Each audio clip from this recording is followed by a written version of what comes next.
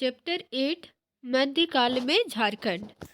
महामाया मंदिर किस स्थान पर स्थित है? हपामुनि गांव। महामाया मंदिर किस स्थान पर स्थित है? हपामुनि गांव। महामाया मंदिर का संबंध किस काल से है? पूर्व मध्य काल। महामाया मंदिर का संबंध किस काल से है? पूर्व मध्य काल। महामाया मंदिर के लिए प्रसिद्ध हपामुनि गांव राज्य के किस जिले में स्थित है? गुमला। महामाया मंदिर के लिए प्रसिद्ध हपामुनि गांव राज्य के किस जिले में स्थित है? गुमला। हपामुनि गांव में स्थित महामाया मंदिर का निर्माण किसने कराया था? गंजघट राय। हपामुनि गांव में स्थित महामाया मंदिर का निर्माण किसने कराया था? गंजघट राय ने। हपामुनि गांव में स्थित महामाया मंदिर का निर्माण कराया गया था 908 ईस्वी में। हपामुनि गांव में स्थित महामाया मंदिर का निर्माण कब कराया गया था? 908 ईस्वी में। महामाया मंदिर का निर्माण किस वंश के शासक द्वारा कराया गया था? नाग वंश। महामाया मंदिर का निर्माण किस वंश के शासक द्वारा कराया गया था? नाग वंश। हपामुनि गांव के महामाया मंदिर में निम्न में से किसके द्वारा विष्णु की प्रतिमा स्थापित की गई थी? सियानाथ। हपामुनि गांव के महामाया मंदिर में निम्न में से किसके द्वारा विष्णु की प्रतिमा स्थापित की गई थी? सियानाथ। महामाया मंदिर का प्रथम पुरोहित था हरिनाथ। महामाया मंदिर का प्रथम पुरोहित कौन था? हरिनाथ। गंजघट राय का धार्मिक गुरु था हरिनाथ। गंजघट राय का धार्मिक गुरु कौन था? हरिनाथ। टांगीनाथ का मंदिर झारखंड के किस जिले में अवस्थित है? गुमला। टांगीनाथ का मंदिर झारखंड के किस जिले में अवस्थित है? गुमला। गुमला में स्थित टांगीनाथ मंदिर का निर्माण किस काल में हुआ था? पूर्व मध्यकाल। गुमला में स्थित टांगीनाथ मंदिर का निर्माण किस काल में हुआ था? पूर्व मध्यकाल। अष्टभुजी छिन्नमस्तिका शक्तिपीठ निम्न में से किस स्थान पर अवस्थित है? रजरप्पा। अष्टभुजी छिन्नमस्तिका शक्तिपीठ निम्न में से किस स्थान पर अवस्थित है? रजरप्पा। रजरप्पा झारखंड राज्य के किस जिले में अवस्थित है? रामगढ़। रजरप्पा झारखंड राज्य के किस जिले में स्थित है? रामगढ़। रजरप्पा में स्थित छिन्नमस्तिका शक्तिपीठ का संबंध निम्न में से किस काल से है? पूर्व मध्यकाल। रजरप्पा में स्थित छिन्नमस्तिका शक्तिपीठ का संबंध किस काल से है? पूर्व मध्यकाल। झारखंड के किस स्थान से पाल शासक महेंद्रपाल के शिलालेख प्राप्त हुए हैं? इटखोरी। झारखंड के किस स्थान से पाल शासक महेंद्रपाल के शिलालेख प्राप्त हुए? इटखोरी। मां भद्रकाली की मूर्ति का निर्माण झारखंड के निम्न में से किस स्थान पर किया गया था? इटखोरी। मां भद्रकाली की मूर्ति का निर्माण झारखंड के निम्न में से किस स्थान पर किया गया था? इटखोरी। इटखोरी में मां भद्रकाली की मूर्ति का निर्माण निम्न में से किस शासन काल में किया गया था? पाल काल। इटखोरी में मां भद्रकाली की मूर्ति का निर्माण निम्न में से किस शासन काल में किया गया था? पाल काल। बख्तियार खिलजी ने झारखंड से होकर निम्न में से किस स्थान पर आक्रमण किया था? नादिया। बख्तियार खिलजी ने झारखंड से होकर निम्न में से किस स्थान पर आक्रमण किया था? नदिया। बख्तियार खिलजी ने किस शताब्दी में झारखंड से होकर नादिया पर आक्रमण किया था? 13वीं शताब्दी। बख्तियार खिलजी ने किस शताब्दी में झारखंड से होकर नादिया पर आक्रमण किया था? 13वीं शताब्दी। बख्तियार खिलजी के नादिया आक्रमण के समय बंगाल में सेन वंश का कौन सा शासक शासन में था? लक्ष्मण सेन।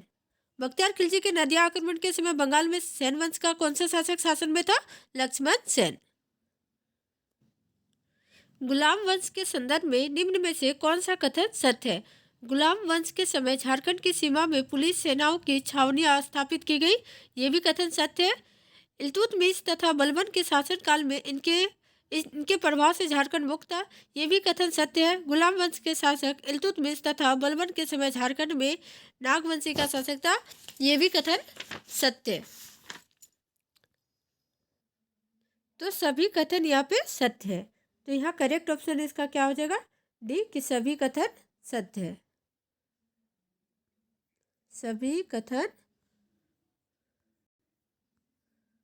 सत्य है।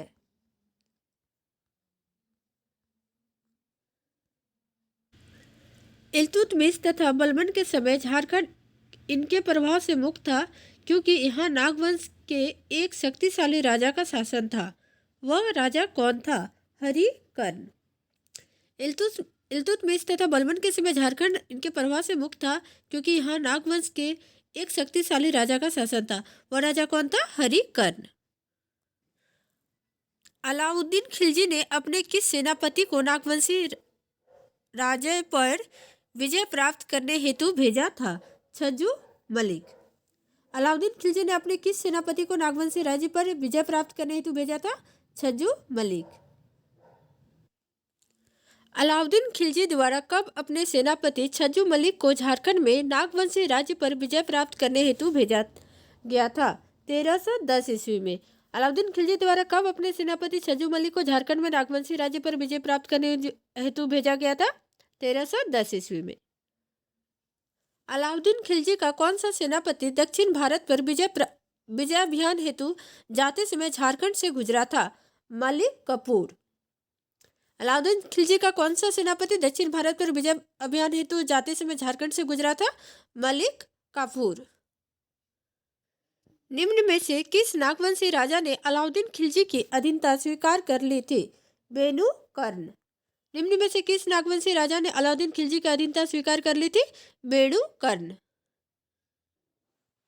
निम्नलिखित में से कौन सा कथन सत्य है? मोहम्मद बिन तुगलक ने छज्जुद्दीन आजमुल मुल्क को सातगांवा का शासक नियुक्त किया था। यह कथन सत्य है। तुगलक काल के सिपा सलार मलिक बाया ने हजारीबाग के चाई किला को जीतकर फतेह खान दोहरा के हवाले कर दिया था। यह भी कथन सत्य है। तो उपरोक्त दोनों कथन सत्य है। तुगलक शासन के दौरान नागवंशी राजा शासन में था? हरिकर्ण। तुगलक शासन के दौरान नागवंशी राजा कौन था? तो हरिकर्ण। फिरोज शाह तुगलक ने बंगाल के शासक शमसुद्दीन शाह से हजारीबाग के देश क्षेत्र को जीतकर उसे बंगाल की राजधानी बना ली थी? सतगावा। फिरोज शाह तुगलक ने बंगाल के शासक शमसुद्दीन शाह से हजारीबाग के किस क्षेत्र को जीतकर उसे बंगाल की राजधानी बना ली थी? सतगावा। लोधी वंश के शासन के दौरान इनमें से किसने झारखंड पर शासन नहीं किया? हरिकर्ण। लोधी वंश के शासन के दौरान इनमें से किसने झारखंड पर शासन नहीं किया? हरिकर्ण। लोधी वंश के शासन के दौरान उड़ीसा के किस वंश ने झारखंड पर आक्रमण किया? गजपति वंश।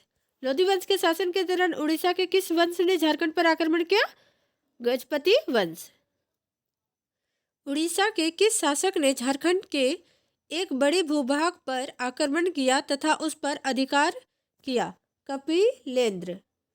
उड़ीसा के किस शासक ने झारखंड के एक बड़े भूभाग पर आक्रमण किया तथा उस पर अधिकार भी कर लिया? तो कपिलेंद्र। किस वंश के सुल्तानों के प्रभाव से झारखंड लगभग मुक्त रहा?